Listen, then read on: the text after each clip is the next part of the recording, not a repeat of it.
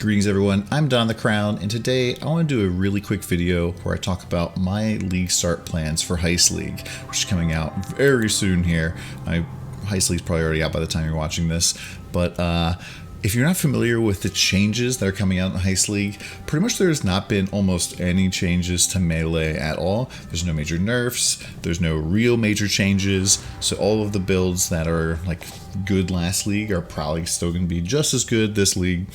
Maybe hurting a little bit for not having the like amazing perfect gear. Like making weapons in Harvest League was absolutely insane. So if you're looking at builds from Harvest League and you're trying to convert them into Heist League builds, please take a look at some of the rare gear, because when I was doing build reviews on stream, we were seeing things where it's like perfect all tier 1 weapons or perfect body armors that have like explode and physical damage taken as lightning and tier 1 life, and then all tier 1 resistances. And so stuff like that is just not going to happen this league.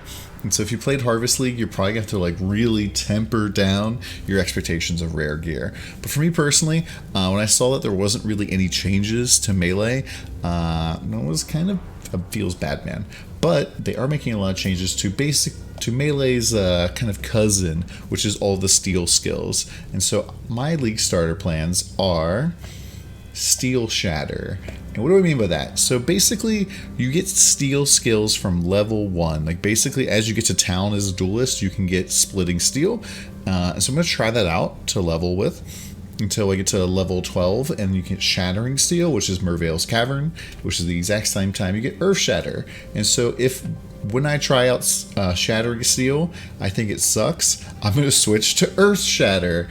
And luckily the trees for these two builds are very close, especially in the early game, and so it won't really hurt my progress all that much to try out the steel skills for a little bit and then switcheroni. Now, this is pretty much the layout for when we get skills. So you can see Splitting Steel is level 1, Shattering Steel is level 12, Lancing Steel is 28. And so it's pretty good progression there in terms of being able to try out the different skills. These have pretty high percentage impale. If I recall correctly, Splitting Steel I think it even has like 60% chance to impale. Yeah, 60% chance to impale, which means you slap the impale support on that, and you're done. 100% chance to impale. If you're a champion, you don't even need the impale support. You just wear a dread banner. Probably still want to use the impale support, but it's really, I think this has potential to be really good. Something else I noticed is that Splitting Steel and at least Shattering Steel as well both have flat physical damage on the gem, which makes them probably a contender for good leveling skills, even if they're not good endgame skills, because flat physical damage basically supplements your weapon. And if you've ever played Melee is really, really rough if you're not upgrading your weapon like every act or so, or every other act. And so having a skill that has flat physical damage on it helps out quite a bit. Now, I do have a POB that I've kind of set up here. This is going to be very similar to ones in the past. If you go down here in the corner, you can see that I have a whole bunch of different leveling trees set up the entire time. So you can see here with the steel skill, we're basically going to go down our attack speed, then work our way over to two-hander, also get fury bolts, whereas if we are just going pure slams, we're basically going the exact same way, we're just not taking fury bolts. And so these trees are both very similar for the most part, and you can, for the most part, work between the two of them until the steel skill starts going way to the right, whereas the slam tree will eventually go to the left. And so if you are kind of on the edge there, as you start getting, like you have to go left or go right, you want to figure out if you want to switch over to Earth Shatter or not. Earth Shatter I really, really enjoyed. It was a really great league starter. Hezmana's axe is amazing. If you're looking at this in the POB, just switch over to Hezmana's Bloodlust. This weapon is absolutely disgusting, and you will do a ton of damage. Pretty much as soon as I got this on my Berserker, I just went right to tier 16s. as soon as I got this axe, I just whoop right up in there. Pretty much you can have a ton of auras reserved. You can pretty much have almost no mana available except for like Blood Rage and do just fine. And so it is pretty solid. As you can see here, Earth Shatter is like 690,000, which is not really super duper accurate. And one of the problems right now with the POB is it's not going to be very accurate for any of these skills. They never really actually got Earth Shatter's DPS to look, in my mind, correct with the POB updates, even with the fork.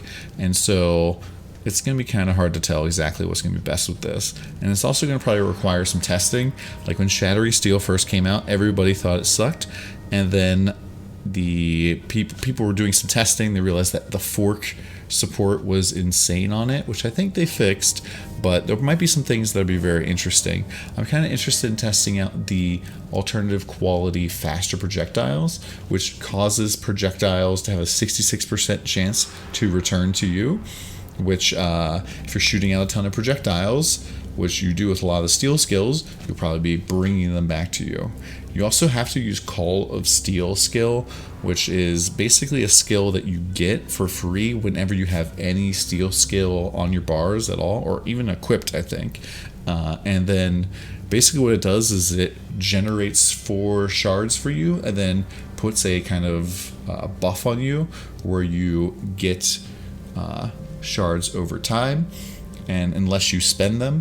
And it also pulls out impales out of enemies near you, potentially doing damage. I'm not really sure how this is going to work, and you can get shards from that as well. And all of the steel skills pretty much get empowered when you have this ammo of steel shards, which is kind of interesting.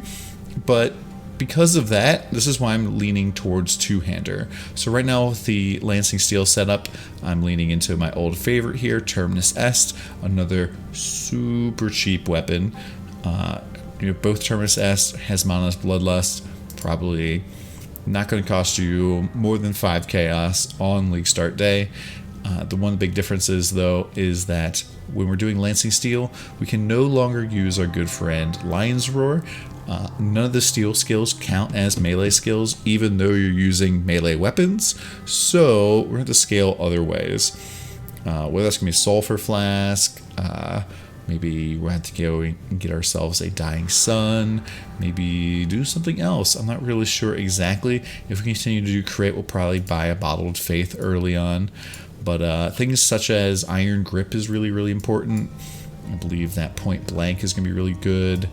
And for the most part, I think this tree is pretty solid. Our life's a little low right now, but this is pretty much the gear that I had, I think, like 20 hours into Harvest League, where I did almost no crafting at all. Like, I think I got like an essence onto this or something like that. And I think my body armor was the only thing that was disgusting at that point, which like a ton of life and percentage life. But for the most part, probably have to look into getting a little bit more defenses.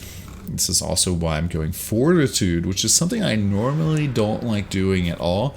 But this is going to make it so we will always have Fortify on all the time and won't have to rely on Leap Slam or something like that in order to apply our Fortify.